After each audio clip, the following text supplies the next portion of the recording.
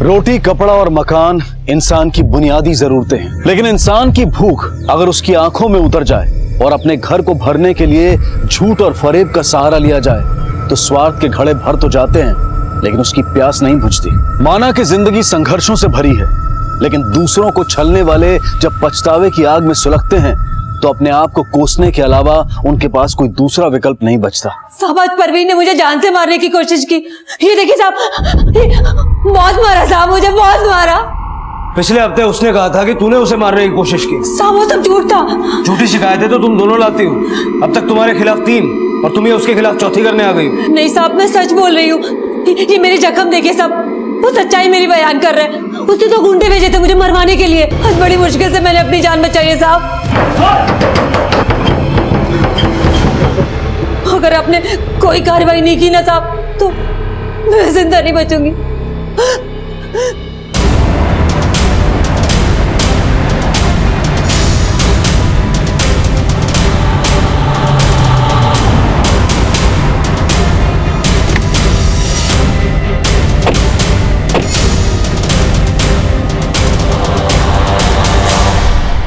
तुमने मरियम को मरवाने के लिए गुंडे भेजे थे? नहीं साहब, वो मरियम झूठ बोल रही है।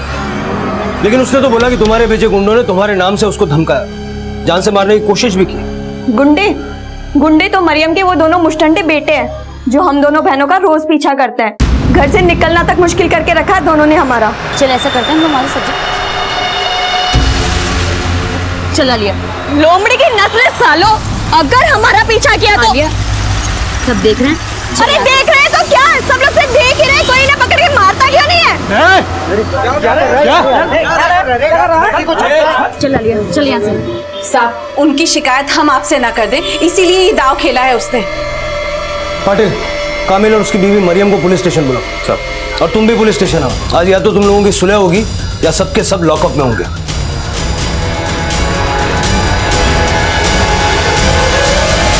साहब मैं जो साहब ना मैं क्या मैं मत कर। इन सब का मुखिया है तू। अगर अपना कुनबा संभालने का बूता नहीं है तो 2 शादियां क्यों की? मुझे नहीं पता था कि ये वश में शौक मेरी इज्जत तार-तार कर देगा। ईमान की कसम खाता हूँ साहब कि मेरे अंदर इंसान है। तो क्या हम जानवर हैं? हाँ, और अपनी इस लोमड़ी को संभाल ले। हाँ, अरे लोमड़ी होगी तू। अगर तेरे अंगूर खट्टे निकले इसका मतलब ये नहीं है तू किसी और की मिठास छीनेगी। अरे छीना तो तूने है हमारा सुकून। तेरे वो बेगैरत लौंडे सरेआम मेरी लड़कियों का दामन खींचते हैं। तू और तेरी लौंडियों ने ना अगर अपने बुरके संभाले होते तो बस, आखिरी वार्निंग दे रहा हूं। आज के बाद अगर तेरी बीवियां, बेटियां या बेटे कोई भी झूठी शिकायत लेकर यहां आया और हमारा टाइम बर्बाद किया तो उनसे तो मैं बाद में निपटूंगा। पहले मैं तुम्हारी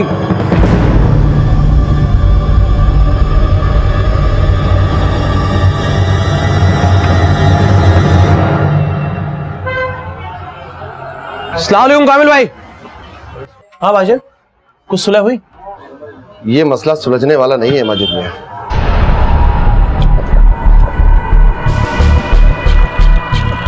दोनों ही सुलग रही हैं। लगता है मुझे अब कुछ दूसरा ही तोड़ निकालना पड़ेगा। तोड़ तो निकालना ही पड़ेगा, वरना तुम्हारा दिलफेक बाप उस घर को उन्हीं के नाम कर देगा। अब ये घर में अपने नाम करा कर ही दम लूंगी। अम्मी, ये बात तो तुम तब से बोल रही हो जब से तुम्हारे शौहर इस घर से गए। लेकिन इस बार मेरा दांव खाली नहीं जाएगा। लेकिन अम्मी आप करने क्या वाली हो? उसे अपनी लौंडियों की आबरू की बहुत फिक्र है ना, लेकिन इस बार वो वहां से बेआबरू होकर निकलेंगी। हाँ, यही ठीक रहेगा अम्मी। उसके दोनों बेटों को रेप चार्जेस में अंदर करवा देंगे हम। लेकिन अम्मी, पुलिस को यकीन कैसे दिलाएंगे कि वो तीनों धंधा करती हैं? गैर मर्दों के साथ ताल्लुकात हैं उनके। इस झूठ को सच बना के परोसने का क्या अंजाम हो सकता है? कभी सोचा है तुम दोनों ने? जो अंजाम हम भुगत रहे हैं उसे बदलने के लिए मैं किसी भी हद तक जा सकती हूँ। तुम अपनी हद में रही होती अम्मी तो हमारी जिंदगी का ये अंजाम कभी नहीं होता। आपा, जो हो गया उसे दोहराने का वक्त नहीं है, ये बदला लेने का वक्त है। ये क्या बना दिया तुमने आलिया को अम्मी? तू भी मेरी ही बेटी है, मैं भी तेरे जैसा ही सोचती थी। पर अब जो कुछ भी करने जा रही हूँ उसमें हम सबका ही भला है। गलत रास्ते से कभी किसी की जिंदगी खुशहाल नहीं बनती अम्मी। तो क्या जिंदगी भर अपनी बदहाली पर रोते रहेंगे हम? खून के आंसू रुलाने के लिए खून के खूंट भी पीने पड़ते हैं और खून बहाना भी पड़ता है। अम्मी, हम आपके साथ हैं। लेकिन अब्बू, माजिद मियां वो दोनों रुकने वाली नहीं है। पुलिस अब उन्हें नहीं मुझे तोड़ेगी और मुझे अपनी हड्डियां नहीं तोड़वानी। तो फिर आगे क्या सोचा है? अब जो सोचा है वही होगा। अगर तूने हमारा साथ नहीं दिया मैं तो गलत का साथ कभी नहीं दूंगी अम्मी। जैसे एक मयान में दो तलवारें नहीं रह सकती, उसी तरह से दोहरी शख्सियत रखने वाले कभी भी एक सुकून भरा आशियाना नहीं बना सकते। घर में 4 बर्तन होंगे तो खनकेंगे ही। इस कहावत से ज्यादा विशैला मुहावरा है अपनी ही थाली में छेद करना। जब अपने ही अपनों की शय और मात में दिलचस्पी लेने लगे तो रिश्तों की बिसात पर शुरू होता है नफरत का खेल।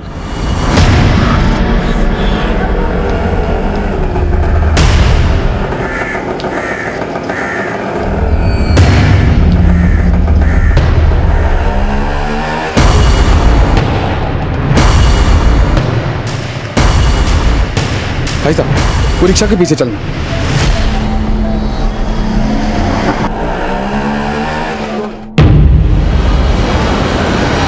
क्या हुआ? मेरी शक्ल भी भूल गई?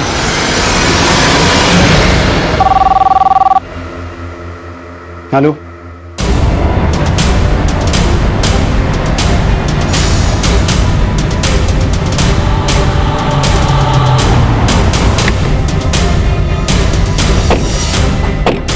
हट जाओ, हटो हटो, साइड हटो। चलो सामने से।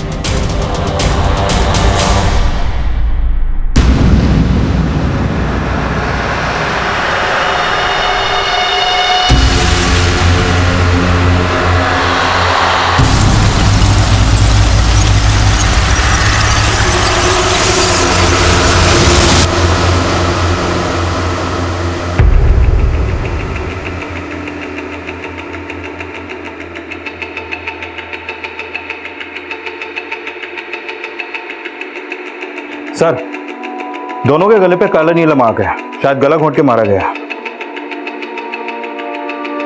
बॉडीज को पोस्टमार्टम के लिए भेजो।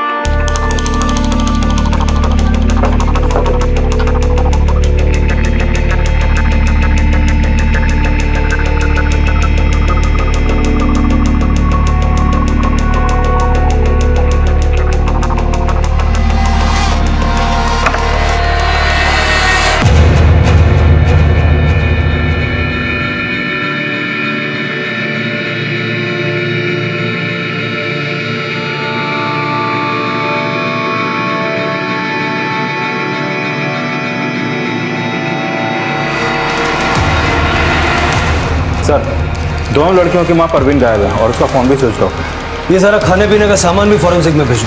सर ये असलम, ये इनके घर में ऊपर भाड़े पे रहता है। इसी ने हमें कॉल किया था। सर, मुझे नहीं पता कि आंटी कहाँ पर है। मैंने तो आलिया और फातिमा की डेड बॉडीज देखी तो 100 नंबर पे कॉल कर दिया बस। वो तो फर्स्ट फ्लोर पे रहता है ना, तो यहाँ से शोर शराबे की, झगड़े की, तोड़फोड़ की आवाज तो सुनी होगी। सर, इनके यहाँ तो रोज तो झगड़ा होता था। इनफैक्ट सर कल भी हो रहा था, लेकिन मैंने ध्यान नहीं दिया। कल रात घर के आसपास इनके बाप, भाई, दोस्त, रिश्तेदार या कोई शक्मंद किसी को देखा? नहीं सर, मैं जॉब पे से आता हूँ और सीधा सो जाता हूँ। क्या काम करता है? सर, डोमिनिक में पिज्जा डिलीवरी बॉय हूँ।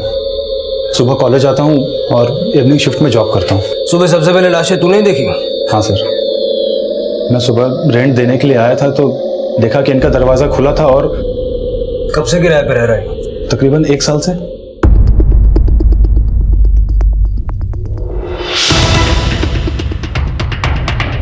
सर, पड़ोसियों ने भी यहाँ किसी अनजान या परवीन के पति कामिल या उनके बेटे जुनैद और वसीम और मरियम को भी यहाँ पे नहीं देखा।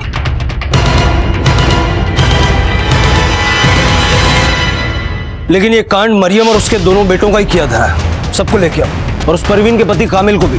सर, 2 बिल्लियों की लड़ाई में रोटी बंदर खा जाता है। इस कहानी का ये सबक हम सब ने बचपन में पढ़ा होगा। लेकिन जानवरों का तर्क देकर इंसान को समझाना हमेशा कारगर सिद्ध नहीं होता, क्योंकि कुछ इंसानों की प्रवृत्ति जानवरों से भी बदतर होती है। और आलिया और फातिमा की हत्या ऐसी ही पशुता का प्रमाण था। लेकिन उनकी हत्या में किसका क्या फायदा और कैसा मकसद छुपा था? और उनकी मां परवीन इस वक्त कहां थी? इन सवालों के जवाबों की तलाश में पुलिस का परिचय इन मां बेटियों की जिंदगी के ऐसे पहलुओं से होना था जो इस केस को 4 साल पीछे ले जाने वाला था। आलिया और फातिमा तुम्हारी सगी बेटियां नहीं थी? वो परवीन के पहले शौहर सादिक की बेटियां थी। ये सादिक कौन है? सादिक हमारे होटल पे सब्जी सप्लाई करता था। परवीन कभी कभी पैसे लेने आती थी, तभी से हमारी बोलचाल है।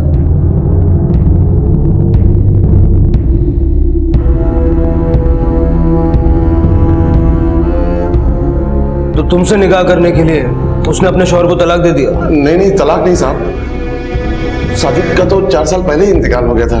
मुझे उस बेवा पे तरस आ गया और मैंने निकाह कर लिया। लेकिन फातिमा और आलिया को भी मैं अपनी ही औलाद समझता था, और आप मुझ पर शक कर रहे हैं कि मैंने उनको मारा है। परवीन अब कहाँ है? मैं भी उसकी गुमशुदगी से हैरान हूं साहब। हमें हैरान करके कोई फायदा नहीं है साहब। इन हत्याओं की जो असली जड़ है उसे ढूंढिए। तू कहना चाहती है परवीन ने अपनी बेटियों को मार दिया? अरे साहब, वो औरत नहीं थी, दल्ली थी दल्ली।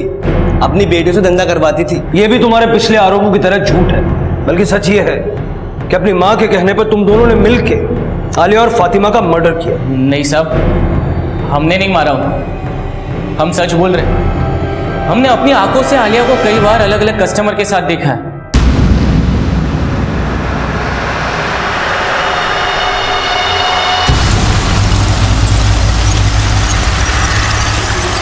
आलिया को किसी के साथ देख लिया तो उसका यह मतलब है कि वो प्रोस्टिट्यूशन करती थी। और फातिमा? फातिमा तो अपनी माँ के और बड़े धोखे का शिकार हुई। कैसा धोखा? 6 महीने पहले उसकी मंगनी हारून से हुई। हारून? वो निकाह तो फातिमा से करना चाहता था, पर उससे इश्क परवीन लड़ा रही थी। परवीन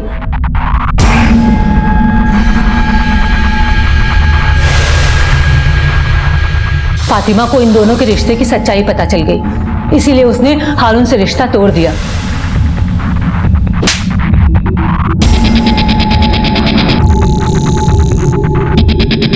इसीलिए वो परवीन को छोड़कर हमारे साथ रहने लगा। मुझे तो लगता है कि परवीन अपनी दोनों बेटियों को मारकर हारून के साथ भाग गई।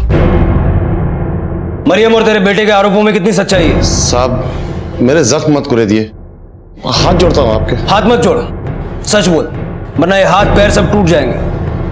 मैंने परवीन से सच्ची मोहब्बत की थी। तो फिर परवीन और उसकी बेटियों को छोड़ने की वजह क्या थी? साहब, जो उन्होंने कहा है आप वही समझ लो। मतलब तू अपनी जबान नहीं खोलेगा? मैं अपनी जबान से उनकी इज्जत तार तार नहीं करना चाहता। इनका भरोसा नहीं किया जा सकता। परवीन, आलिया और फातिमा के साथ साथ इनकी कॉल डिटेल्स भी निकलवाओ और पता लगाओ ये हारून कौन है। सर, मैंने आलिया और फातिमा के मोबाइल चेक किए, दोनों फोन से। कल रात 9 बजे से 12 बजे के बीच परवीन के नंबर पर बहुत कॉल हुई, लेकिन परवीन ने उनका कॉल रिसीव नहीं किया। इसका मतलब उनका मर्डर रात 12 बजे के बाद हुआ। सर एक बात और, फातिमा के मोबाइल स्क्रीन पे उसकी फोटो एक लड़के के साथ है, ये देखिए। पाटिल, कहीं यही हारून तो नहीं? मरियम ने जो सिक्का उछाला उसके एक तरफ परवीन तो दूसरी तरफ हारून का जिक्र आया। इनके नाजायज रिश्ते को आलिया और फातिमा की हत्या की वजह बताया गया। साथ ही साथ आलिया और फातिमा के चरित्र पर भी सवालिया निशान खड़े किए गए। जब आग लगाने वाले राख को कुरेदने की बात करते हैं तो लगता यही है कि झूठ को शीशे में उतारा जा रहा है, लेकिन कभी कभी सच के पैमानों में भी झूठ के जाम भरे होते हैं। सर, परवीन के कॉल रिकॉर्ड के मुताबिक उसकी हत्या से पहले शाम 5:30 बजे दहीसर के एक पीसीओ से उसे कॉल आया, जिसके बाद वो शाम 6:30 बजे वहां पर पहुंची। और सर उसी रात 1 बजे तक उसका फोन वहां पर एक्टिव रहा और उसके बाद बंद हो गया। उस रात कामिल, मरियम और उसके दोनों बेटों के फोन की लोकेशन कहाँ थी? मरियम की फोन लोकेशन उसके नया नगर वाले घर की थी। कामिल, जुनैद और वसीम अपने काशी मीरा वाले होटल के पास थे। पाटिल, ये इनका सोचा समझा षड्यंत्र हो सकता है और पीसीओ से फोन करके परवीन को दहीसर बुलाना इन हत्याओं को अंजाम देने की चाल। ये सब देड़चन है। फोन लोकेशंस को लेकर के इनको शक के दायरे के बाहर रखना ठीक नहीं होगा। लेकिन सर, आलिया और फातिमा के मोबाइल से रात 9 से 12 बजे के बीच में जो कॉल हुए थे वो ये भी एक साजिश हो सकती। अभी तो पोस्टमार्टम रिपोर्ट के बाद ही पता चलेगा ना कि ये सारे कॉल्स उनके मरने से पहले हुए या मरने के बाद। वैसे इन माँ बेटियों की सबसे ज्यादा बात किससे होती थी? सर, आलिया के मोबाइल से उसके कॉलेज के जिशान नाम के लड़के को कॉल ज्यादा होते थे और फातिमा के मोबाइल से हारून को। इस जिशान को भी बुलाओ। और ये हारून कब आया?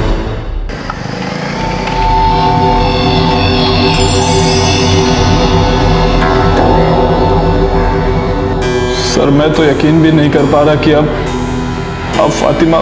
तेरे आंसू सच्चे हैं या घड़ियाली? सर, जिसने आपके मन में गलतफहमी पैदा की है उसने 6 महीने पहले मेरे और फातिमा के बीच में भी गलतफहमी पैदा की थी। तो तेरे और परवीन के बीच कोई रिश्ता नहीं था? सर, वो मेरी माँ थी। मतलब उसे भी मार दिया? सर, मैं क्यों मारूंगा? और वैसे भी जब ये सब कुछ हुआ तो मैं मुंबई में भी नहीं था। तेरे फोन की लोकेशन तो मुंबई से बाहर की थी, लेकिन ऐसा भी तो हो सकता है कि तू यही हो और तेरा फोन कोई पुणे लेकर गया हो। परवीन की बॉडी ठिकाने लगा दी या परवीन ने तेरे साथ अपना ठिकाना बदल लिया? सर, आप गलत कह रहे हैं। तो तू बोलना सही क्या है? ऐसा क्या जादू किया रे तूने फातिमा पर, जो 6 महीने पहले तुझे परवीन के साथ हम बिस्तर देखने के बाद भी पिछले 1 महीने से वो तेरे टच में थी, तेरे साथ सेल्फीज, प्यार मोहब्बत वाले मैसेजेस? सर, 6 महीने पहले फातिमा ने मुझे नहीं बल्कि मैंने फातिमा को छोड़ा था, क्योंकि सर मरियम ने यह कहकर मेरे कान भरे थे कि फातिमा कैरेक्टरलेस थी। मैं सच कह रही हूँ, फातिमा का कई लड़कों के साथ चक्कर है। उसकी माँ और बहन ना किसी से कम नहीं है। लेकिन आप तो उनकी बड़ी माँ है ना। मैं उन्हें कुछ नहीं मानती और तुझे इसलिए आगाह करने आई हूँ कि कल को तुझे बलि का बकरा बना के कहीं पैसे ना ऐंठ ले। लेकिन सर, 1 महीने पहले मरियम और उनके दोनों बेटे जुनैद और वसीम की सच्चाई मेरे सामने आ गई। अगर हमारा पीछा किया तो? आलिया, सब देख रहे हैं? अरे देख रहे हैं तो क्या है, सब लोग से देख ही रहे हैं, कोई इन्हें पकड़ के मारता क्यों नहीं है?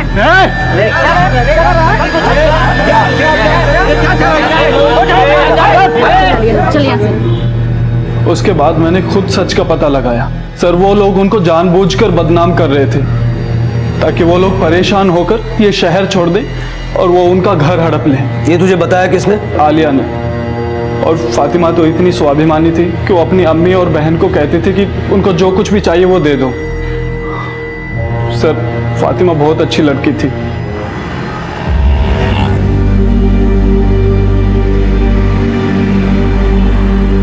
Fatima, I am sorry Fatima.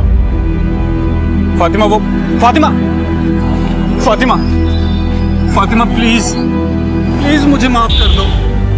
मैंने मरियम की बातों में आके कल को मुझसे निकाह करके फिर से मुझ पे शक किया तो? नहीं फातिमा, ऐसा नहीं होगा आगे। फातिमा, ये सब तमाशा मत करो। फातिमा प्लीज मुझे एक मौका दे दो, एक मौका बस। मैं जिंदगी भर तुम्हें शिकायत का मौका नहीं दूंगा।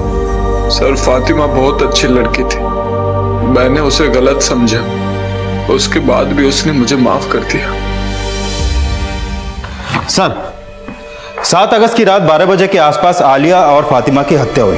गला घोंट के मारा गया, लेकिन हत्या से पहले उन्हें बेहोशी की दवा दी गई जो उनके घर से बरामद हुई फिश करी में मौजूद थी। पटेल, इसका मतलब है कि किसी ने पर्पसली उनको फिश करी खिला के बेहोश किया और फिर उनके फोन से परवीन को कॉल्स किया। हो सकता है उसका मकसद परवीन को घर बुलाना रहा होगा, लेकिन परवीन नहीं आई और आलिया और फातिमा को होश आ गया। या फिर यह भी हो सकता है कि यह हारून और परवीन की साजिश हो। शायद परवीन ने ही आलिया और फातिमा को बेहोश किया और घर से निकली, अपना फोन दहीसर में किसी के पास छोड़ा और वापस आई। फिर अपने ही बेटियों के फोन से खुद के नंबर पर कॉल्स किया। उनकी यह प्लानिंग पिछले 1 महीने से चल रही थी। वो खुद ही फातिमा के मोबाइल से हारून को कॉल्स और मैसेजेस कर रही थी ताकि जब हारून अपना बयान दे तो हारून पे भी शक न जाए।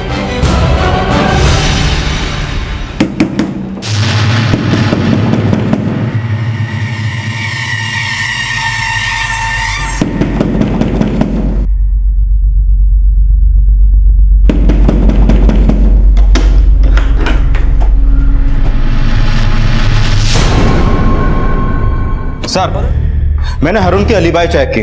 मर्डर वाली रात वो पुणे में ही था। पाटिल, कहीं ऐसा तो नहीं कि परवीन और उसकी बेटियां मरियम और उसके बेटों के बदले का शिकार हो गई हो सकता है इन्होंने परवीन को मार के ठिकाने लगा दिया हो ताकि हम परवीन को अपनी ही बेटियों का मर्डर समझ के ढूंढते रहे। सर, मैंने परवीन, फातिमा और आलिया की बैंक की स्टेटमेंट चेक की। आलिया के बैंक अकाउंट में 1.5 लाख रुपए हैं, जबकि उसकी माँ और बहन के अकाउंट में 6 और 7 हजार रुपए।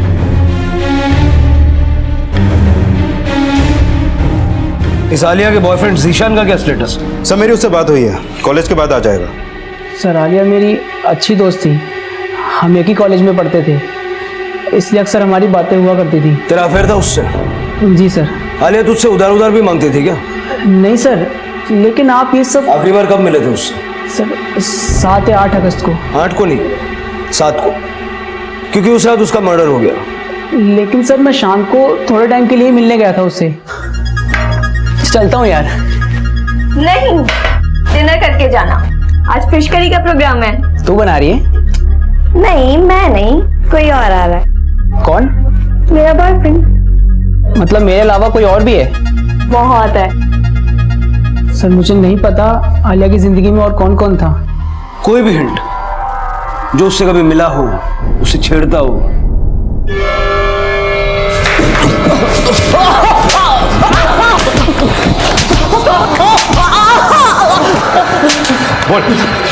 साहब वो झूठ बोल रहा है। मैं कभी उसके कॉलेज नहीं गया। जिशान ही नहीं, हारून ने भी तुम दोनों को उन्हें परेशान करते हुए देखा था। हारून परवीन की पढ़ाई बोल रहा है, ये परवीन की चाल है। दोनों मिले हुए हैं साहब। तुम कहना चाहती हो कि उसने ही अपनी दोनों बेटियों को मार दिया, लेकिन इसमें फायदा तो तुम्हारा ही है।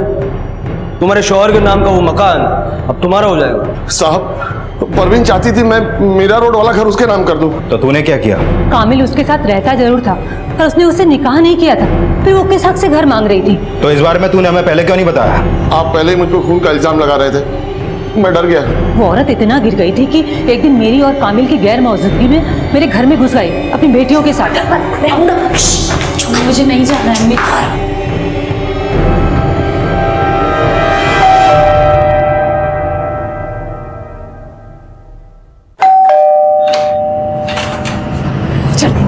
अरे ये क्या हो रहा है? मेरे खाना चुप हटा हटा। अरे ये क्या कर रहे?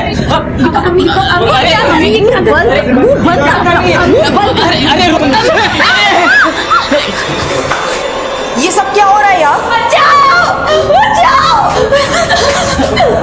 खाला हमने कुछ नहीं किया, ये लोग जबरदस्ती घर में। ना बेटा, मैंने सब देख लिया। क्या देखा है? इन लड़कों ने मेरी लड़कियों के साथ। झूठ मत बोलना साहब। वो तो जीनत की वजह से हमारी इज्जत बच गई, वरना तो वो औरत हमारे बेटों को बदनाम करने की सोच कर आई थी। हाँ ये सच है, मरियम और उसके बेटे कभी किसी का कत्ल नहीं कर सकते। और जिस रात कत्ल हुआ उस रात मरियम मेरे साथ मेरे घर पे ही थी। साहब उस रात मेरा पार्टनर कामिल और उसके दोनों बच्चे यही थे। उसके बाद हम सब साथ में घर गए। सब मरियम और उसके बेटों ने यह भी बोला था कि परवीन अपनी बेटियों से धंधा करवाती थी, फिर उनको मारने के बाद अपने आशिक के साथ भाग जाने का मोटिव। हो सकता है कि मरियम के बेटों को बदनाम करने की चाल नाकामयाब होने के बाद फातिमा ने उसका विरोध किया हो, आलिया ने भी उसका साथ दिया। तो इस थियरी के हिसाब से परवीन का मोटिव समझने के लिए हमें परवीन के कैरेक्टर को समझना होगा। पता लगाओ कामिल की जिंदगी में आने से पहले परवीन का अपने स्वर्गीय पति सादिक के साथ रिश्ता कैसा था, और साथ साथ ये भी पता लगाने की कोशिश करो कि हत्या से पहले पीसीओ से किसने परवीन के मोबाइल पे फोन किया था। सर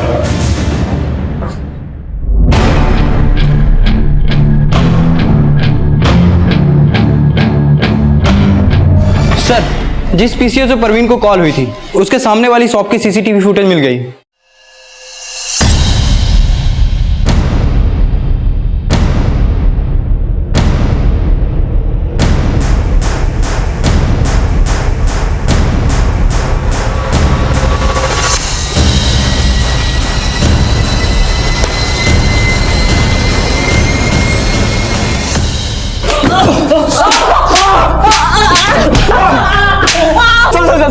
साहब बताता हूँ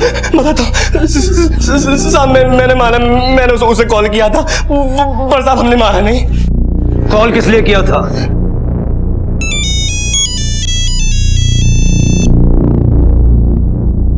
हेलो, तेरी बेटी जिस जिसके साथ सोती है उन सब के साथ फोटो है मेरे पास। कौन बोल रहा है? पहले मेरी बात सुन।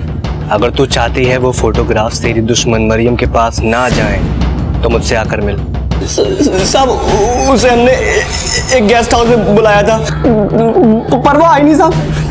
आई नहीं, या उसको किडनैप करके आलिया और फातिमा को मार दिया तुमने? नहीं साहब, हमने नहीं मारा। आलिया के वो फोटोग्राफ्स का? साहब वो हमने झूठ बोला था। हाँ लेकिन ये सच है कि आलिया धंधा करती थी। तो उसे बुलाया किस मकसद से था? वो साहब हम उसको बेहोश करके उसकी न्यूड फोटोग्राफ्स लेने वाले थे, ताकि उसको ब्लैकमेल करके अपने अब्बू जान का घर खाली करवा लें। मतलब परवीन आई थी, लेकिन तुम लोग जो चाहते थे वो कर नहीं पाए, इसलिए उसे मार दिया।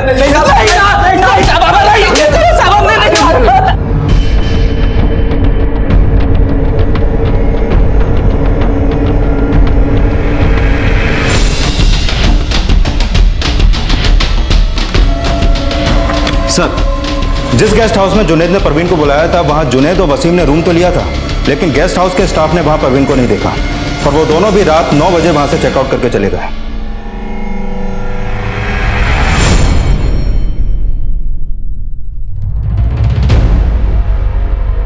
वसीम, जुनैद और मरियम, इनसे इनका 36 का आंकड़ा था, लेकिन मर्डर से पहले फिश करी में बेहोशी की दवा मिलाई गई। यानी ऐसा कोई शख्स भी वहां मौजूद था जो आलिया और फातिमा का करीबी था।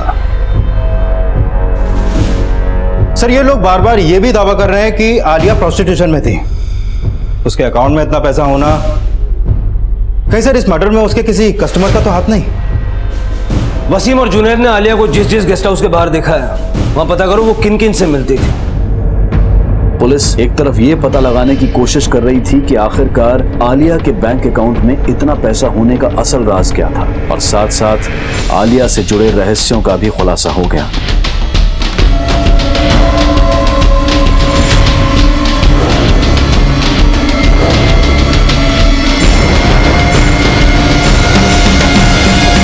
सर, आलिया अलग अलग आदमियों के साथ नहीं, सिर्फ इस अकेले के साथ मीरा रोड के गेस्ट हाउस में टाइम स्पेंड करती थी।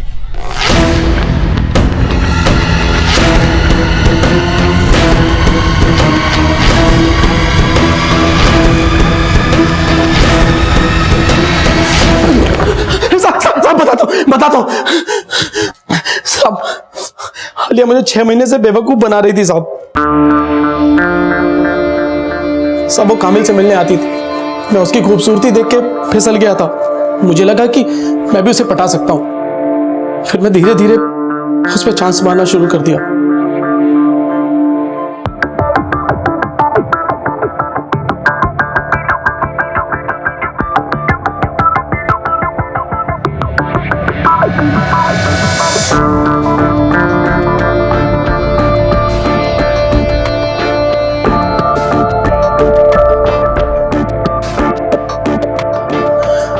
मैंने उसे निकाह करने का फैसला कर लिया, लेकिन वो मुझसे निकाह नहीं करना चाहती थी क्योंकि उसका लफड़ा पहले ही जिशान से चालू था। इसलिए तेरी जल गई और तूने उसे मार दिया। नहीं, मैंने उसे नहीं मारा। उस रात तो साहब मैं होटल में ही था। लेकिन जिस रात उसका मर्डर हुआ तूने उसे अपना स्पेशल फिश करी भिजवाया था। कौन सा डिलीवरी बॉय लेकर गया था? बोल लेके गया था? सब मैं अपनी बेटी की कसम खा के कहता हूँ साहब, कोई फिश करी नहीं भिजवाई साहब, मैंने कोई फिश करी नहीं भिजवाई। पुलिस इस केस के हर एंगल को इन्वेस्टिगेट कर रही थी और परवीन की तलाश में उसका अतीत भी खंगाला जा रहा था, जिसके लिए पुलिस उसके पहले पति के घर भी पहुंची।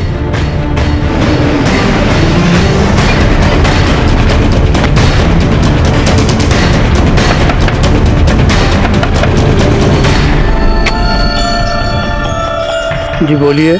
जी, हमें सादिक और उसकी बीबी परवीन के बारे में कुछ बात करनी है आपसे।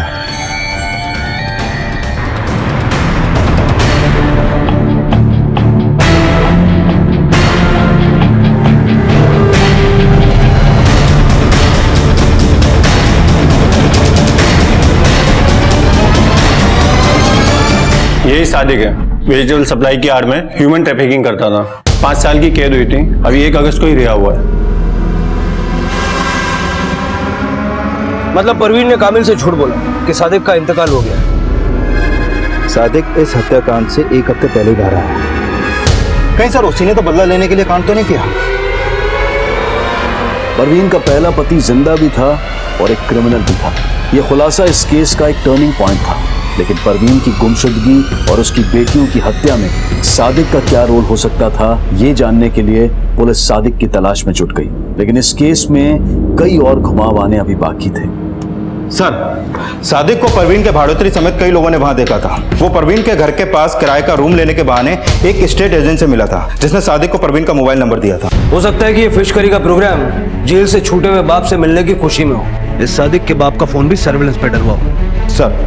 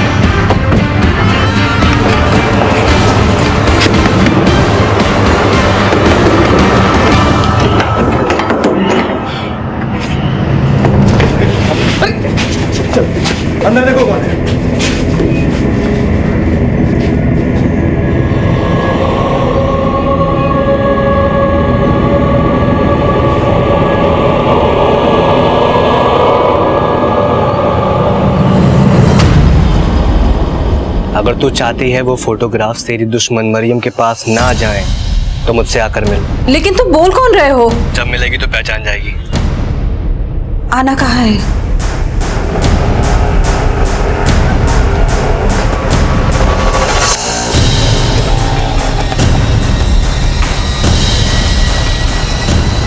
भाई साहब, वो रिक्शा के पीछे चलना।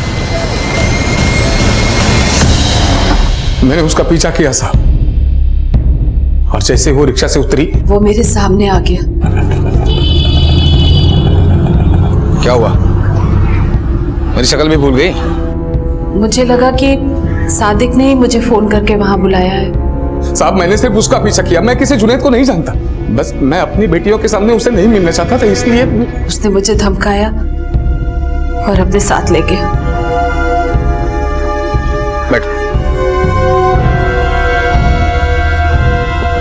साहब, उस औरत ने मुझे धोखा दिया। मुझे कैद क्या हो गई? ये कहने लगी कि मैं मर गया हूं और वो कामिल के साथ रहने लगी। तुमने कामिल से झूठ क्यों बोला कि सादिक मर चुका था? बोलो। साहब, उस औरत ने मेरे जज्बात से खेला। मैं उसे सबक सिखाना चाहता था, और मुझे पता है वो कामिल को भी उसने पागल बनाया होगा पैसे हड़पने के लिए। ये सच नहीं है। मैं मानती हूँ कि मैंने कामिल से झूठ बोला, पर मैं उससे सच्ची मोहब्बत करती थी साहब। लेकिन तूने उसे ही नहीं, अपनी बेटियों को भी धोखा दिया। फातिमा के होने वाले शौहर के साथ तेरा रिश्ता था। पैसों के लिए अपनी बेटियों की इज्जत नीलाम करती थी, धंधा करवाती थी उनसे। ये झूठ है साहब, ये झूठ है। तो फिर कामिल ने तुझे छोड़ा क्यों? कामिल ने मुझे नहीं छोड़ा साहब, बल्कि मैंने खुद उसको अपनी जिंदगी से दूर कर दिया। उसने मेरे जज्बात से खेला, निकाह तक नहीं किया मुझसे, क्योंकि उसकी नीयत मेरी बेटियों पर थी।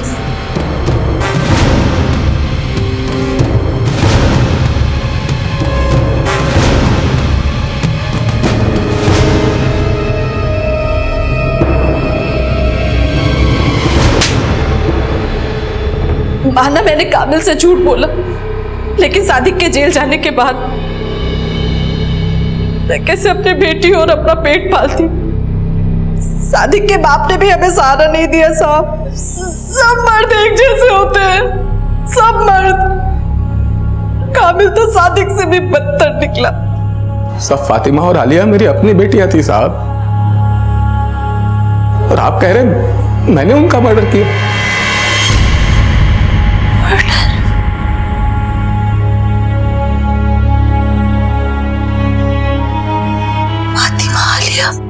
हाँ, उनका मर्डर हुआ है। मारने से पहले उन्हें बेहोश किया गया। जो फिश करी उन्होंने खाई थी उसमें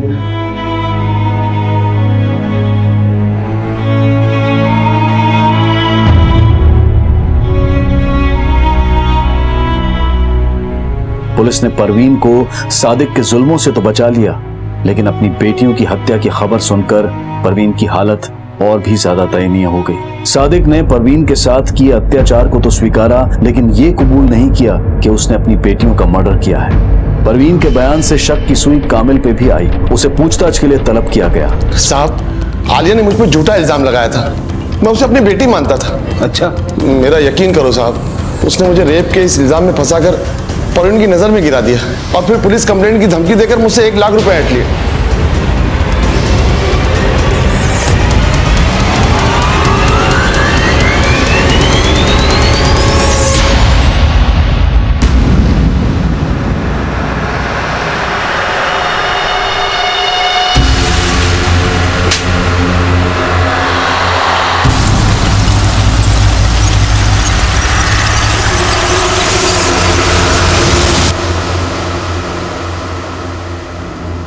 आलिया की दोस्ती उसके कॉलेज के एक लड़के जिशान से थी।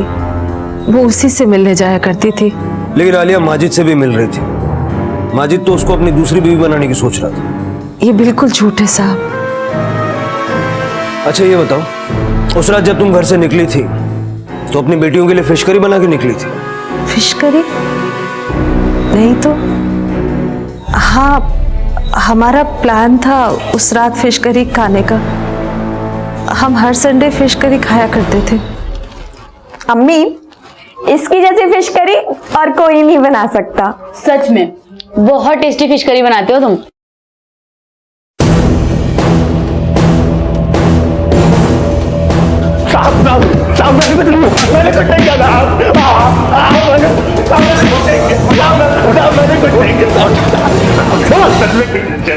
सर सर मैंने सिर्फ फिश करी बनाई थी, मैंने मर्डर नहीं किया साहब। सर मेरा यकीन कीजिए, मैंने वाकई कुछ नहीं किया सर।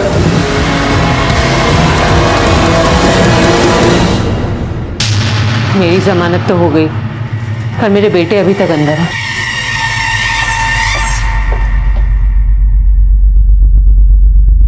ये कल ही जमानत पे रिहा हुई है और आज आप फिर से, आपा को कितनी बार अंदर बाहर कराओगे आप लोग?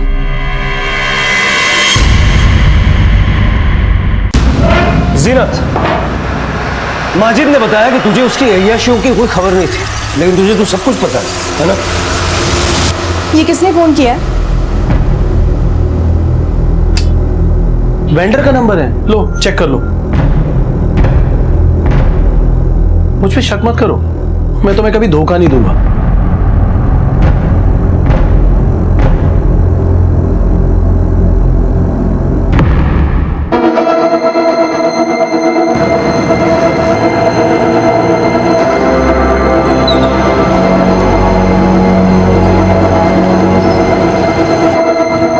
सिर्फ 20,000? अब और नहीं है मेरे पास, मैं तुमको नहीं दे सकता आलिया। देने तो पड़ेंगे माजिद, वरना मैं तुम्हें मॉलेस्टेशन के चार्ज में अंदर करवा दूंगी। आलिया माजिद को ब्लैकमेल कर रही थी और माजिद ये बात मुझसे छुपा रहा था।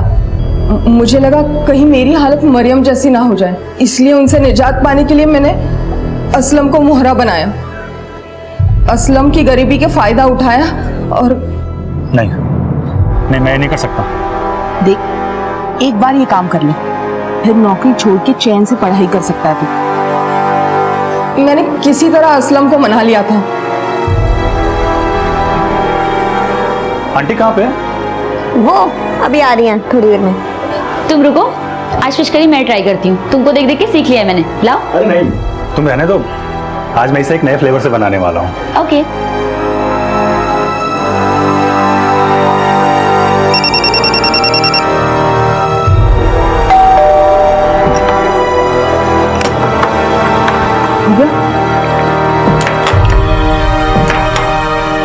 उनकी माँ कहाँ है? अरे मुझे नहीं मालूम।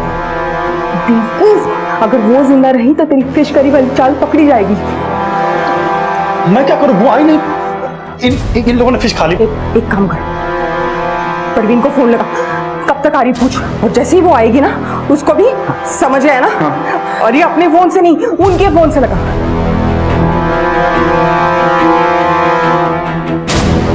उठा नहीं रही वो।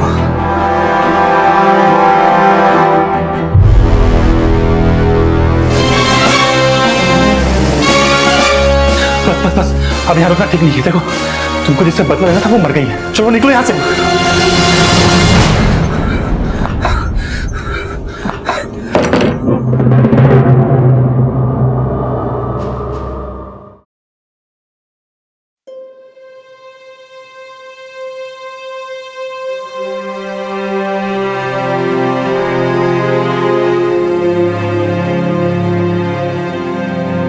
गलत रास्ते से कभी किसी की जिंदगी खुशहाल नहीं बनती अम्मी। तुम्हें कामिल जी से झूठ नहीं बोलना चाहिए था, उन्हें सब सच बता दो। अगर वो सच में तुम्हारी परवाह करते होंगे तो तुम्हारा साथ देंगे, लेकिन झूठ से मुझे समझाएगी। हाँ? और खबरदार, अगर तेरी जबान पर यह सच आए कि तेरा बाप जिंदा है। मुझे माफ कर दे फातिमा, अगर मैंने तेरी बात समझी होती तो।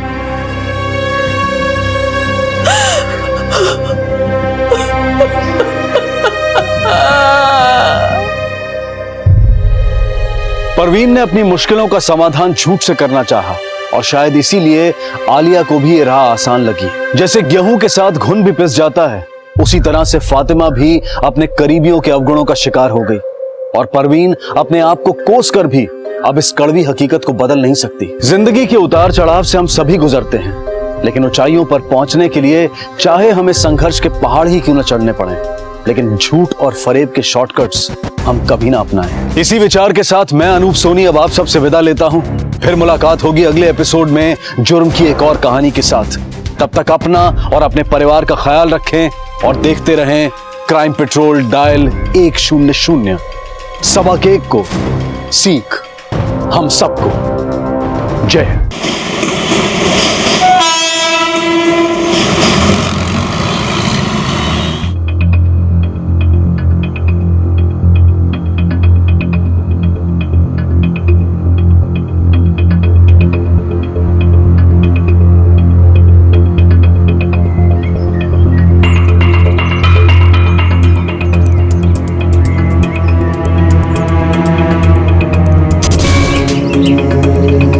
चलोगे? हाँ बैठी ना।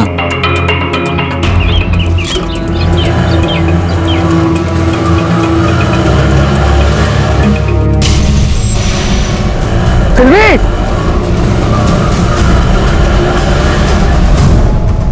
सिल्वी, सिल्वी मेरी बात सुनो। सिल्वी, सिल्वी, सिल्वी, ऑटो रोको। सिल्वी एक मिनट मेरी बात सुनो। सिल्वी, कहाँ जा रही हो? Going away from you, जा रही हूँ तुमसे दूर। क्या बोल रही हो? मुझे छोड़ के? Why you don't understand? तुम समझते क्यों नहीं? It's better if I go. मेरा जाना जरूरी है। पर क्यों? We cannot stay together anymore. Silvi, इसका मतलब समझती हो? हमने साथ जीने और मरने की कसम खाई थी।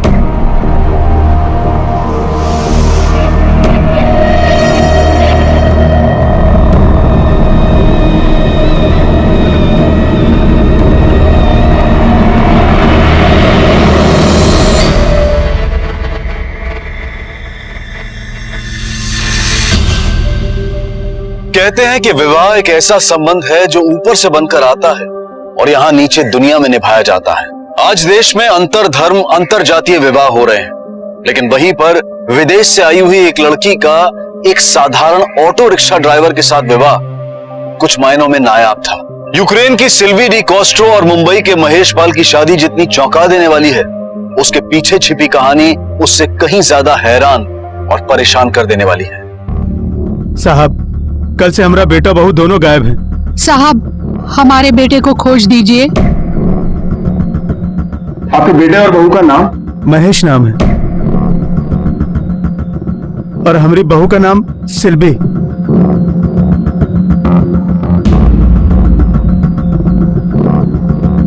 आपकी बहू विदेशी है? हाँ, विदेशी है। क्या काम करता है आपका बेटा? हमारा बेटा ऑटो चलाता है साहब। फोटो के पीछे ऑटो का नंबर लिखा है और मोबाइल नंबर भी लिखा है। ये विदेशी लड़की आपके बेटे को कब और कहां मिली? क्या बताएं साहब, एक दिन ब्याह कर ले आया घर पे।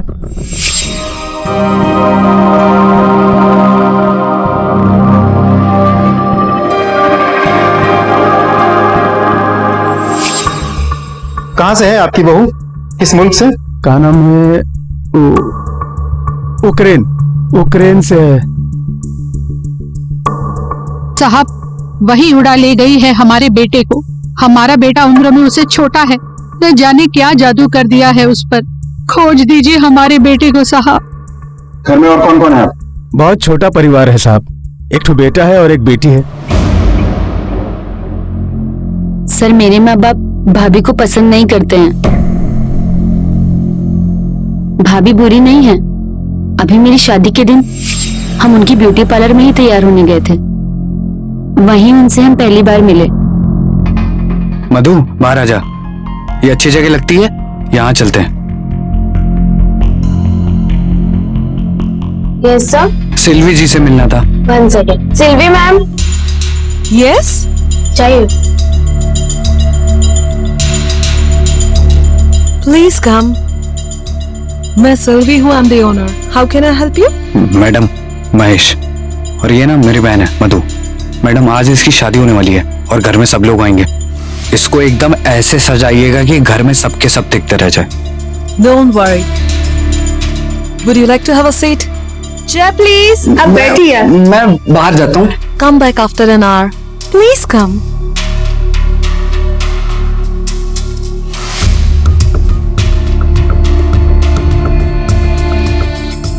तुम्हारा भाई ऑटो चलाता है? जी हाँ। I think he loves you a lot. बहुत देर से he is waiting for you. School और कॉलेज में भी ऐसे ही करता था। जब तक मेरा क्लास खत्म ना हो जाए बाहर ही खड़ा रहता था। आपको पता है, इसकी वजह से कोई मुझे आंख उठाकर देख भी नहीं सकता। बहुत शर्मीला है मेरा भाई। देखिए ना, तभी तो शर्मा के बाहर भाग गया। He is really nice. बहुत अच्छा लड़का है। सर, भाभी को भैया का भोलापन बहुत पसंद आ गया।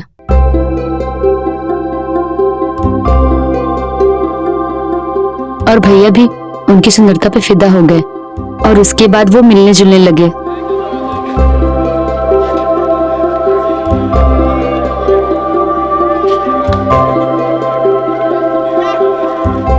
सर, वो दिन उनकी जिंदगी के बहुत अच्छे दिन थे।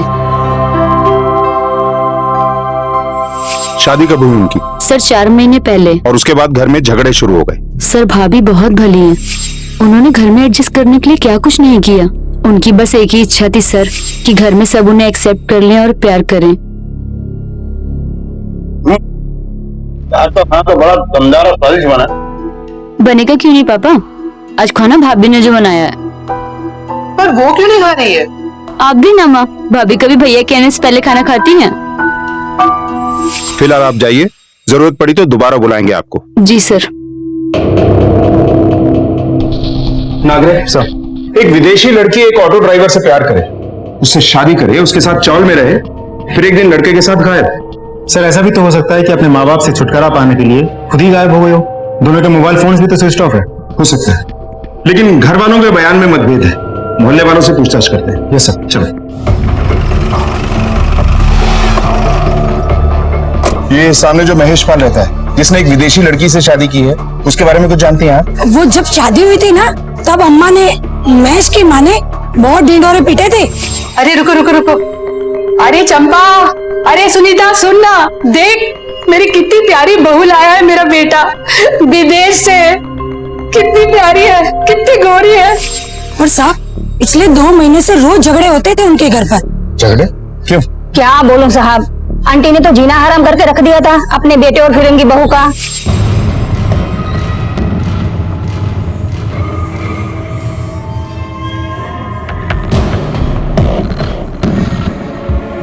रुक, क्या कर रही है? हमारी इज्जत का तो ख्याल कर। चल जा अंदर।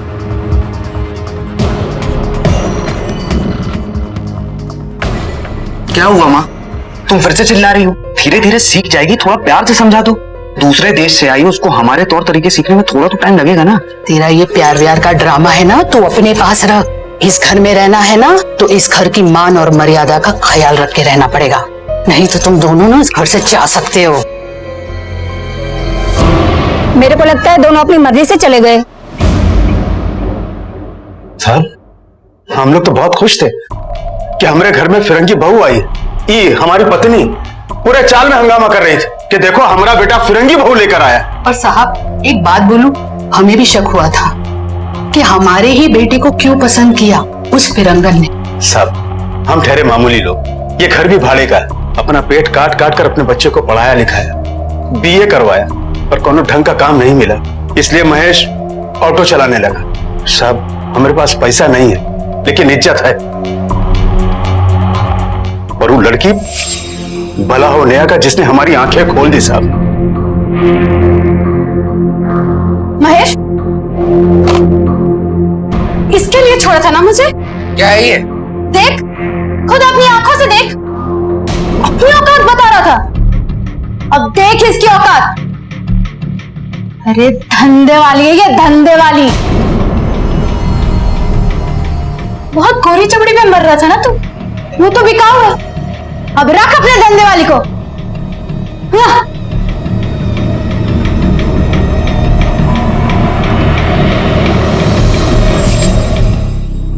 ये देखिए साहब, ये हमारी बहू है, देखिए।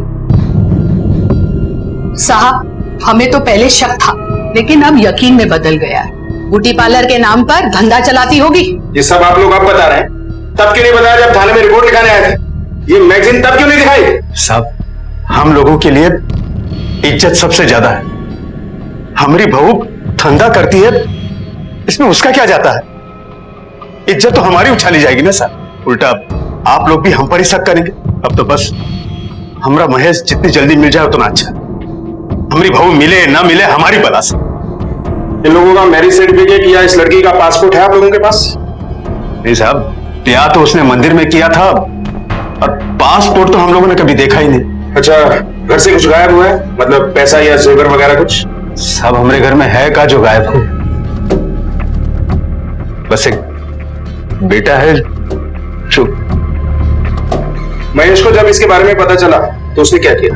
वो क्या करेगा सर, उसकी आंखों में तो पर्दा पड़ा है ना। नागरे, इस एस्कॉर्ट सर्विस के नंबर का पता लगवाओ और ब्यूटी पार्लर की भी डिटेल निकलवाओ। हो सकता है ये लड़की किसी सेक्स रैकेट में इन्वॉल्व थी, लड़के को पता चल गया और इसी बात को लेकर कोई कांड हो गया। पुलिस के लिए ये सिर्फ एक पहेली नहीं बल्कि अपराध की एक गहराती गुत्थी थी, जिसे अगर जल्द ही ना सुलझाया गया तो ना जाने कितने और विचित्र परिणाम सामने आ सकते हैं। यहाँ पर एक विदेशी नागरिक का भी मसला था जो अगर तूल पकड़ लेता तो देश की छवि को दागदार कर सकता था, लेकिन पुलिस सच्चाई की तह तक जाने में कोई कसर नहीं छोड़ रही थी। सर, वो एस्कॉर्ट सर्विस वाला नंबर अभी चालू नहीं है, पर जिस नाम से और जिस एड्रेस पर वो नंबर रजिस्टर्ड था वो डिटेल हमें मिल गया है। तो विकी नारंग है, चेंबूर में रहता है।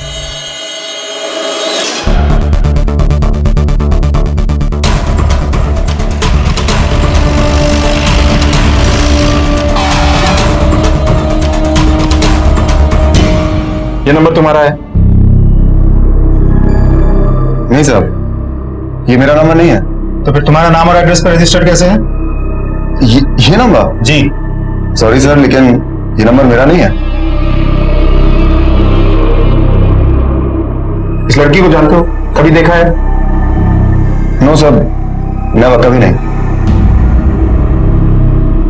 क्या बात है विकी? Is all okay? सब ठीक है। अच्छा एक बात बताओ, तुम काम क्या करते हो? सर मैं TXL सॉफ्टवेयर में प्रोग्रामर हूँ। कार देने सर ये वाशी में है।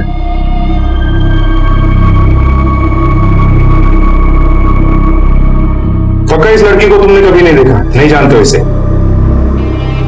एब्सोल्युटली नॉट सर, और ये नंबर भी पता नहीं किसी ने मेरे एड्रेस पे कैसे ले लिया। थैंक्स।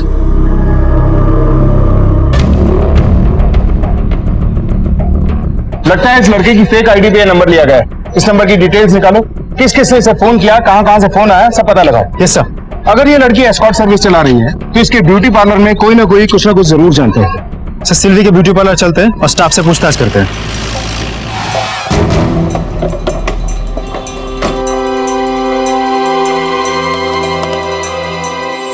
सर सिल्वी मैम बहुत अच्छी लड़की थी। एक बार एक लड़के ने इसको छेड़ा भी था तो मैम ने उसे बहुत डांटा था और हम लोगों के लिए बहुत प्रोटेक्टिव थी sir ma'am. Put you in the schedule and then just put it here, okay? Hello? 1 minute, I'll call you back. Hello madam, थोड़ी मसाज कर दो। चाहिए मुझे तकलीफ हो रही है, मसाज। पुलिस तुम्हारी मसाज करेगी। Leave. हट, go.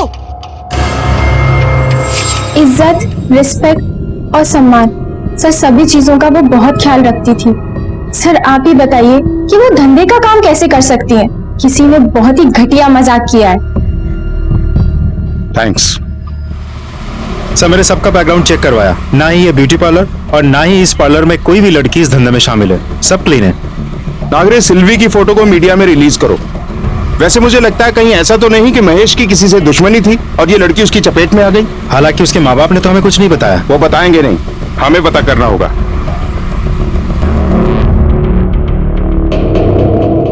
सर एक अहम सुराग हाथ लगा है। महेश के पिता के दोस्त बब्बन राव यानी कि नेहा के पिता ने कुछ ही दिनों पहले महेश को कुछ गुंडों के हाथों पिटवाया था, और तो और नेहा ने भी सिल्वी को सरेआम मारा था। अपना लड़की नेहा का दोस्ती हुआ महेश के साथ, कुछ नहीं करता था वो।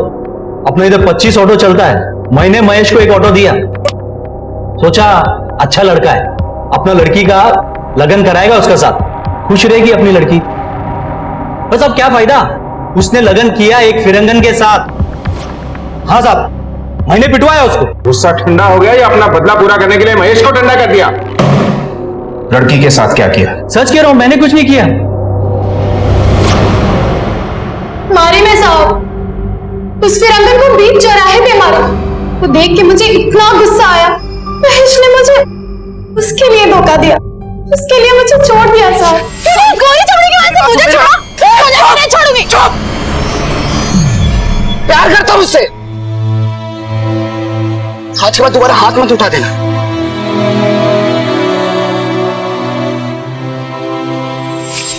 और अब क्या कर सकते हैं साहब, शादी हो गई है उसकी, देखा मैंने, बहुत खुश थे दोनों। जो हो गया सो हो गया, पंगा काय को करने का साहब। अब क्या छुपा रहा है तू? साहब, ये मामला तो बहुत पुराना है। तो जब हुआ था तब सेटल हो गया था, ऐसा हमको लगा। अब क्या पता किसके दिमाग में क्या चल रहा है। बबन राव उसके बाद हमको कभी मिला नहीं।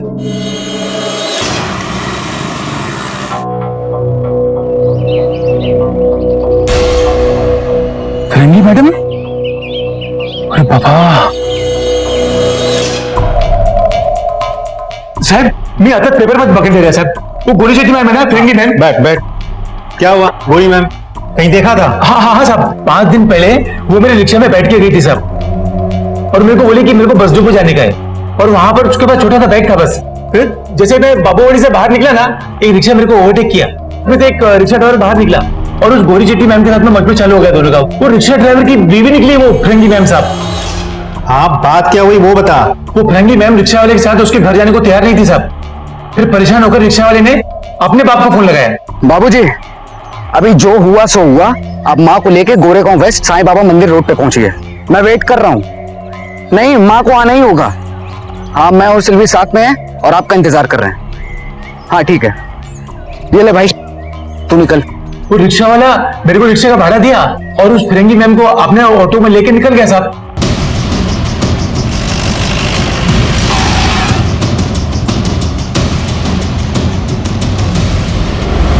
अब मेरे सब्र का बांध टूट जाएगा। हर रोज एक नई बात निकल के सामने आती है। तुम लोग अपने बेटा बहू से मिले थे ना, जिस दिन वो लोग घर छोड़ के गए? मिले थे। पहले क्यों नहीं बताया? सब आप हम पर शक करते इसके लिए। किस बात का शक करते? साहब, सिल्वी उस रोज अपना सामान समेटकर घर छोड़कर चली गई। हमने भी सोचा कि बला टली, पर रास्ते में महेश मिल गया उसे। एक बात साफ कर देता हूँ, शादी की है मैंने इससे, ये पत्नी है मेरी, और इसकी पिछली जिंदगी में जो कुछ भी हुआ उससे मेरा कुछ भी लेना देना नहीं है। सुन लो, और उन कागज के टुकड़ों को कचरे के डिब्बे में जाकर फेंक दो। और अगर ये हमारे साथ नहीं रह सकती है तो उस घर में मैं भी नहीं रहूंगा। बड़ा असर हो रहा है तुझ पर इसकी गोरी चमड़ी का। हाँ, इस बाजारू लड़की के लिए तू हम दोनों को छोड़ेगा? माँ, बहू है तुम्हारी, जबान संभाल के बात करो। अरे साले, तुम्हारी जबान कितनी चढ़ गई है? ज्यादा बोल रहा है।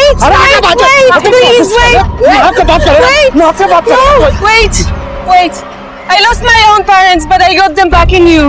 क्या बता रही है? I know I'm not up to your expectations, but believe me, Mom, Dad, I'm going away to keep you all happy. आपके सिवा मेरा कोई नहीं है, लेकिन मैं आपके लायक नहीं। माँ, बाबूजी, मैं इसके बिना नहीं रह सकता हूँ, और अगर ये वहां नहीं रह सकती तो फिर मेरा भी होने का कोई मतलब नहीं है। अब वो सब छोड़ो और घर वापस चलो। अभी आप लोग जाओ, हम लोग थोड़ी देर में आते हैं, और वो बैग भी लेते जाना।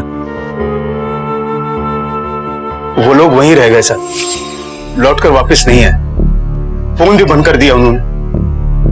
सब एक बात बोल, जरूर उस सिल्वी ने ये कांड करवाया है। अब तो बस हमरा महेश जितनी जल्दी मिल जाए उतना अच्छा। एक बात सुन लो कान खोल के तुम लोग, अगर अब भी कोई बात छुपा रहे हो ना, तुम्हारा बुढ़ापा सलाखों के पीछे कटेगा। सर, आपको लगता है ये पति पत्नी हमसे कुछ छिपा रहे हैं? पता नहीं, पर मुझे लगता है कि उस दिन मंदिर वाले रोड पर झगड़े के दौरान ही कोई कांड हुआ होगा। हाथापाई तो हुई थी, और वो अब भी आदत के मुताबिक कुछ छुपा रहा है। हाँ बोल, क्या? कहाँ? नागरे, लगता है सिल्वी मिल गई।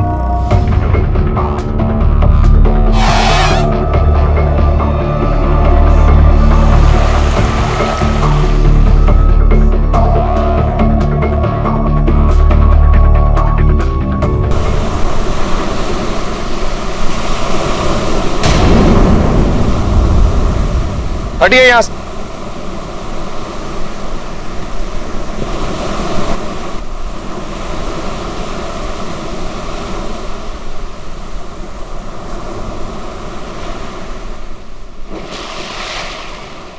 एम्बुलेंस बुलाओ और बॉडी को पोस्टमार्टम के लिए भेज दो। Yes sir.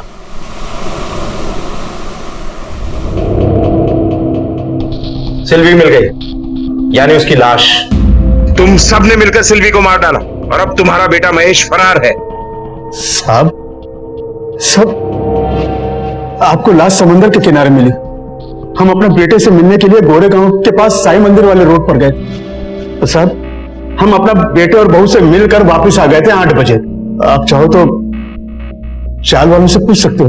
Nagare sir, verify करो। जी सर।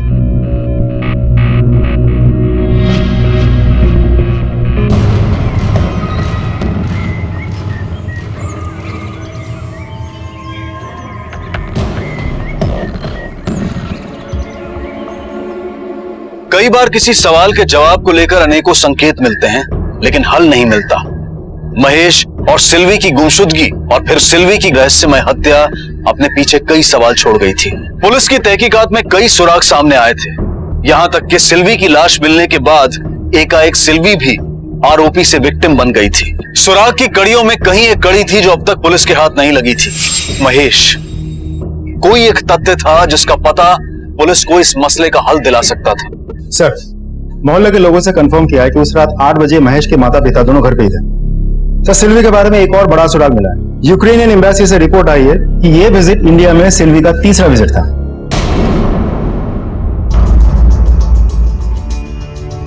मधु से फोन पे कंफर्म करो। Yes sir.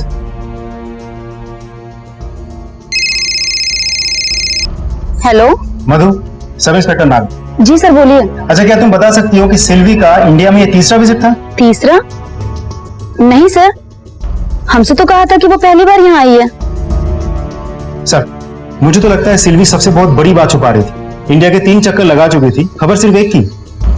नागरे 2 यूनिट बनाओ, पता करो ये लड़की इंडिया में कितनी बार आई, क्या किया, कहां गई, किससे मिली और कहां रही। Yes sir.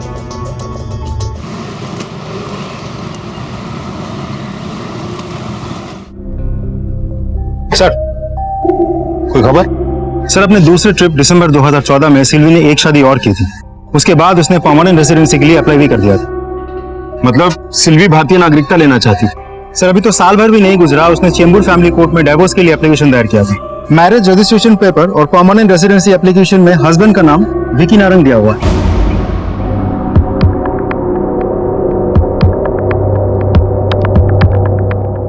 Sir, Scott service के कॉल रिकॉर्ड्स आ गए। सर, इसमें बहुत सारे नाम हैं। ये देखिए, सारे मर्दों के नाम, विनीत, मनोज, अनवर, संजय। सर, दिसंबर 2014 से मार्च 2015 तक इस नंबर पे बहुत सारे कॉल्स आए थे।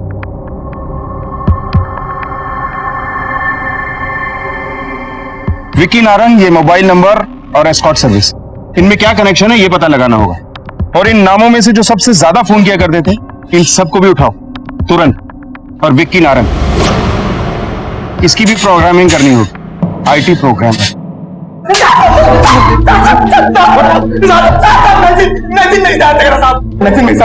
नंबर डायल किया साहब, चेंबूर के किसी फ्लैट में रहती थी साहब। एक मिनट लगी थी समझ में, पैसे नहीं लिए साहब। ये लड़की थी और कौन था साथ में? एक आदमी से फोन पे बात होती थी, पर कभी उसे देखा नहीं। पैसे भी वो लड़की कलेक्ट करती थी। सर, ये लड़की वाकई एस्कॉर्ट सर्विस की आड़ में देह व्यापार कर रही थी और फोन पे बात करने वाला वो मर्द विक्की ही हो सकता।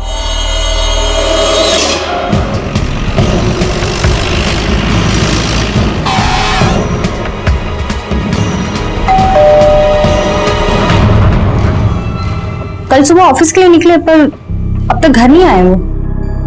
क्या आप विक्की को शादी से पहले से जानती हैं? जी, मैंने पूछा, अपने पति को शादी से पहले से जानती थी आप? वो एक्चुअली हमारी अरेंज मैरिज थी। जून 2015 में हमारे पेरेंट्स ने ये शादी अरेंज करवाई थी। पर आप लोग ये सब क्यों पूछ रहे हैं? अच्छा, ये विक्की आईटी सेक्टर में ही काम करता है या कोई बिजनेस भी है इसका? बिजनेस? बिजनेस का तो पता नहीं, पर वो 6-7 साल से आईटी में ही काम कर रहे हैं, मुझे तो यही पता है। सर, विक्की के ऑफिस में पता किया, वो कल ऑफिस नहीं आया था और आज अभी तक नहीं आया। क्या ऑफिस में नहीं है? पर मुझे तो बोलकर गए थे कि मैं ऑफिस जा रहा हूँ। आपके कोई रिश्तेदार वगैरह कोई है आसपास? पेरेंट्स रहते हैं पुणे में। बुला लीजिए। अगर विकी के बारे में हमें कुछ पता लगता है तो हमको बताएंगे। आप भी ऐसे ही करना। ठीक है।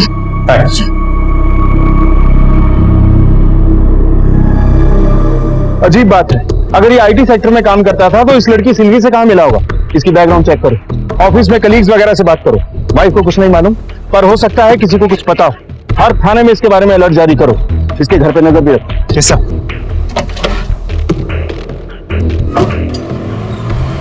विदेशी नागरिक सिल्वी की हत्या के बाद पुलिस दो थियरीज पर काम कर रही थी।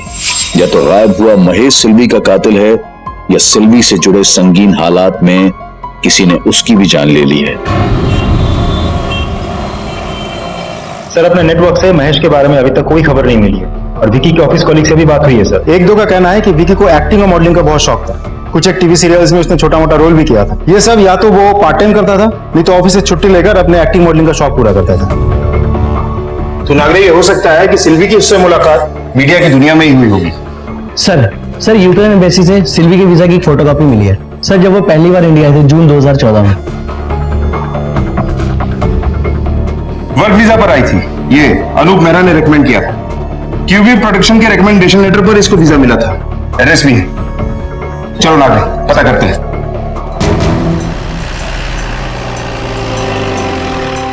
सिल्वी डिकॉस्टो, नाम सुना है?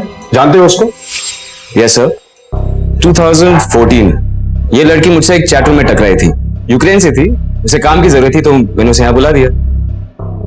वर्क वीजा जी, मैंने उसको अपने 2 एड्स में भी काम दिलाया था। उसके बाद खबर मिली कि उसकी शादी हो गई है किसी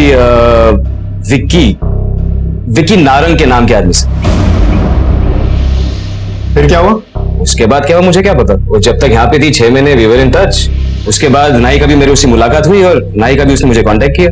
अच्छा, ये 6 महीने वो तुम्हारे साथ ही रही? नहीं सर, मुझे नहीं पता कहां थी।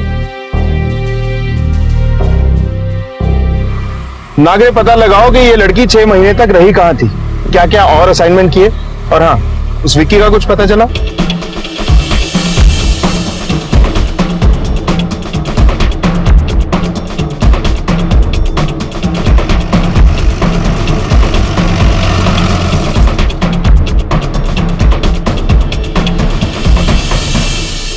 आइए सर, मेरा क्या एसोसिएट।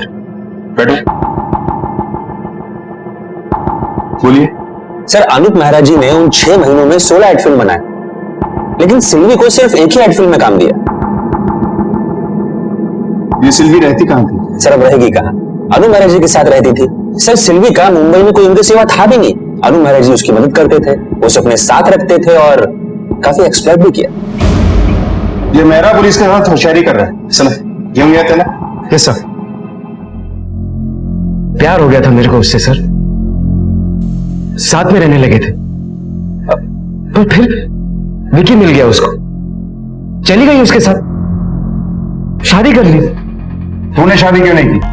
सर मैं कैसे रोकता उसे सर? तूने उसे जाने दिया, नजर नहीं रखी लड़की पर? नहीं सर, कोई कांटेक्ट नहीं रखा सर। सर, ये रहे तीनों के कॉल रिकॉर्ड्स, विकी, सिल्वी और मेहरा के। उन 6 महीनों के बाद भी ये सब लोग एक दूसरे के साथ टच में थे। कॉल्स आई और गई।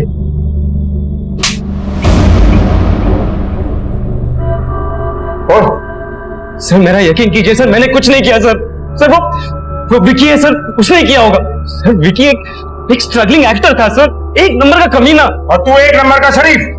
सच सच बोल, नहीं तो तेरी सारी शराबत निकाल दो। सर सिल्वी ने शादी की थी विकी से, और फिर 6 महीने बाद वापस मेरे पास आ गई। सिल्वी?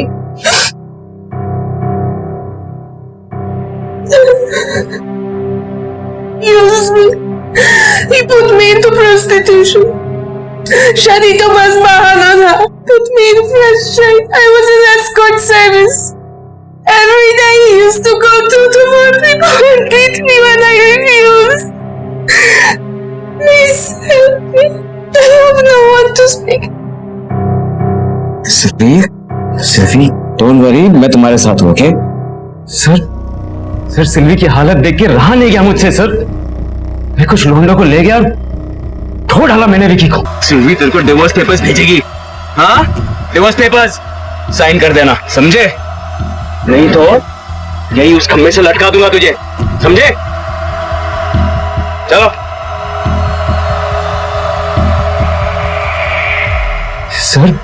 सर वो लड़की तो विकी से भी कमी नहीं निकली सर। ये सब होने के बावजूद भी मैं उसे शादी करने को तैयार था। वो 2 महीने मेरे घर पे रही सर, लेकिन एक दिन मेरे अलमारी से 12 लाख रुपए कैश लेके भागी वो।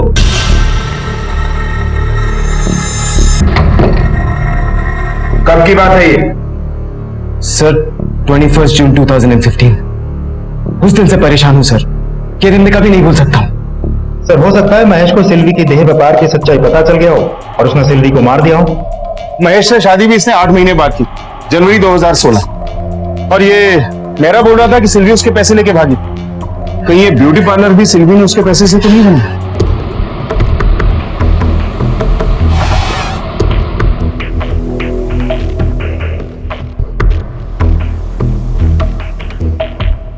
सर ये ब्यूटी पार्लर तो सिल्वी ने अपने किसी जान पहचान वाले से ब्याज पे पैसे लेकर खोला था, 9 लाख रुपए। इसका मतलब ये मेरा झूठ बोल रहा? हाँ बोल, क्या? किधर ले गया उसको? यहाँ लड़की को धंधे पे लगा, बहुत शराफत का नकाब लगा के घूमता है। सर तो मैं और क्या करता, मेरी एक्टिंग वगैरह कुछ नहीं चल रही थी, इसलिए लड़की की कमाई खाने लगा। दूसरे मुल्क से लड़कियां इस देश में बड़े भरोसे के साथ आती हैं और तुझ जैसे हैवान उन्हें नोच लेते हैं। सर वो फिरंगन सिल्वी अनूप मेहरा के पास चली गई थी और फिर उसके आदमी ने मुझे बहुत मारा, इसलिए सर मैंने सिल्वी को तलाक दे दिया और ये एक्टिंग लाइन भी छोड़ दी। सब छोड़ छाड़ के सर मैं अपनी IT फील्ड में वापस चला गया था और मेरे माँ बाप ने मेरी शादी करवा दी। बस इतना ही जानता हूँ सर। ये तो तेरी कहानी के पन्ने हुए, सिल्वी की किताब खोल। सर आज से कुछ 6 दिन पहले मैंने सिल्वी को 16 तारीख को गोरेगांव के आसपास देखा था।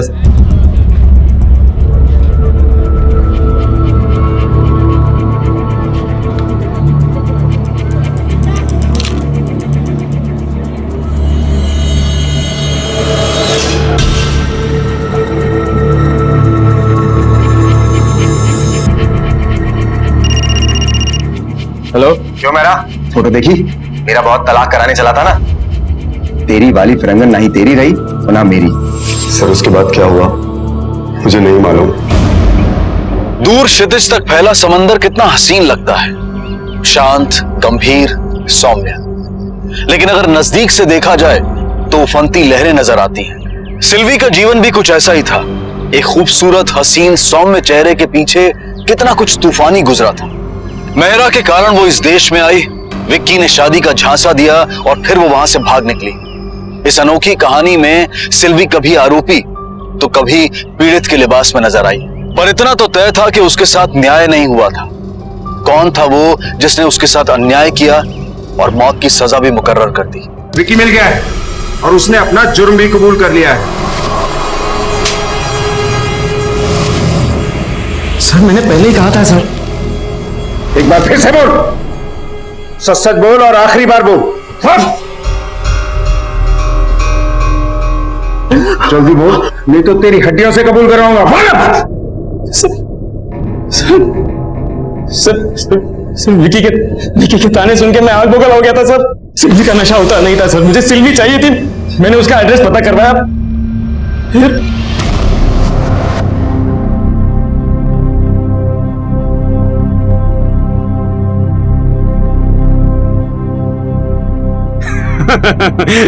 How are you, Mrs. Mahesh?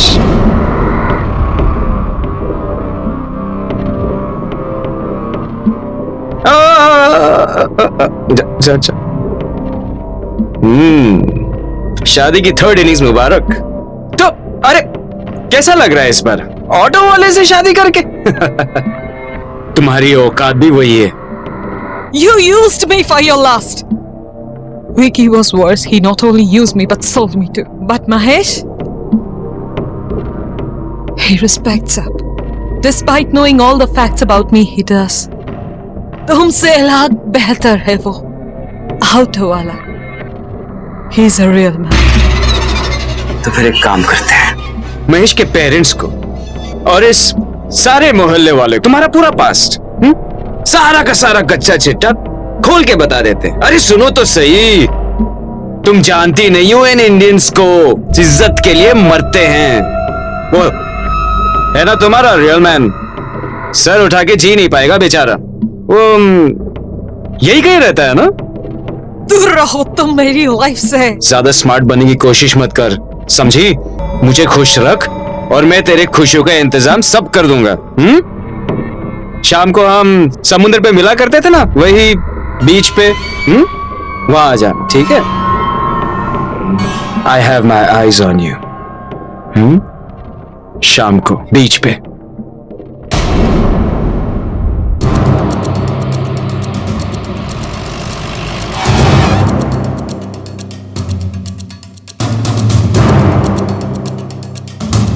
हट जाइए यहाँ से, हटिए प्लीज, एक सेकंड देखने दीजिए, हटिए।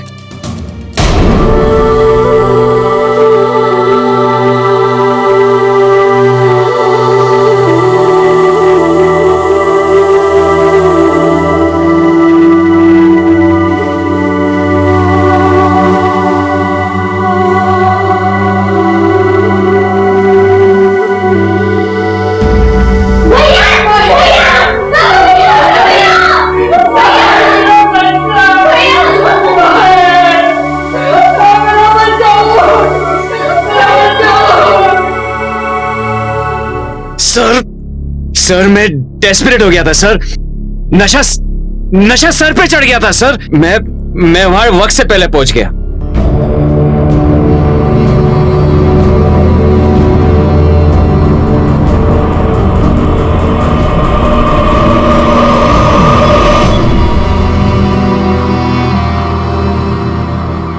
सिल्वी के साथ महेश भी आया हुआ था। My past is haunting me. Anoop मेरा वो आदमी है जिसने मुझे एक्सप्लॉइट किया है। आज वो है, कल कोई और होगा। Now he's blackmailing me. He wants me to join him again. I can't go back to my country. But one good news. मैं माँ बनने वाली।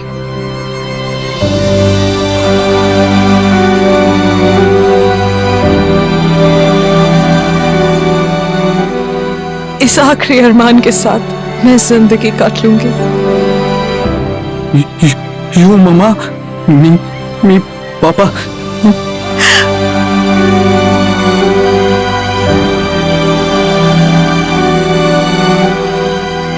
हर हाल में तुम्हारा साथ निभाने की कसम खाई है मैंने, और मैं हूं ना तुम्हारे साथ जो भी हुआ उसमें तुम्हारा कोई दोष नहीं है। तुम चलो।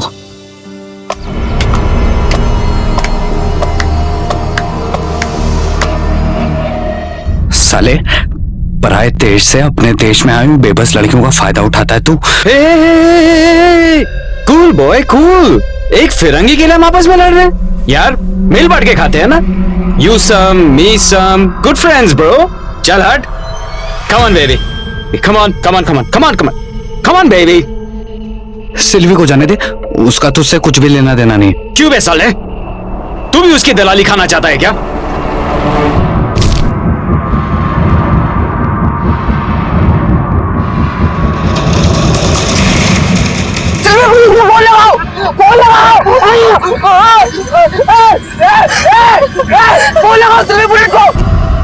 हवस की आग में आदमी इस हद तक गिर सकता है, मैंने सोचा भी नहीं था। हम किसी भी जाति, धर्म या देश से क्यों ना हो, लेकिन इंसान की मौलिक संवेदना एक सी होती है, वो देश और काल के परे होती है। यूक्रेन की सिल्वी डी कोस्टा के मासूम सपने किसी भारतीय लड़की से अलग नहीं थे। वो कुछ बनना चाहती थी, अपनी गरीबी, अपनी बदहाली से ऊपर उठना चाहती थी, पर अफसोस के उसके सपनों पर कुछ प्रेत आ बसे, खुदगर्जी, वासना और वहशियत के प्रेत। पहले मेहरा और फिर विक्की ने सिल्वी के सपनों और उसकी अस्मिता को कुचल कर रख दिया। मुंबई की एक सेशन कोर्ट द्वारा विक्की को देह व्यापार और साजिश और मेहरा को कत्ल, साजिश और दुष्कर्म के प्रयास के लिए सजा दी गई है। हमारे विदेशी पर्यटक और प्रवासी न सिर्फ हमारे आदर और सत्कार के भागी हैं, बल्कि उनकी सुरक्षा और उनके यकीन की रक्षा करना भी हमारा परम कर्तव्य है। अगर आप अपने देश से प्यार करते हैं, उसकी इज्जत करते हैं, अपनी इज्जत करते हैं, तो अतिथि देवो भव को सिर्फ एक स्लोगन नहीं बल्कि अपने कर्तव्य का हिस्सा बनाएं। इसी विचार के साथ अब मैं अनूप सोनी आपसे विदा लेता हूं। फिर मुलाकात होगी अगले एपिसोड में एक और चौंका देने वाले केस के साथ। तब तक अपना और अपने परिवार का ख्याल रखें और देखते रहें क्राइम पेट्रोल डायल 100। सबक एक को सीख हम सबको। जय हिंद। इस तरह के और भी एपिसोड देखने के लिए हमारे चैनल को सब्सक्राइब करें और बेल आइकन दबाना ना भूलें।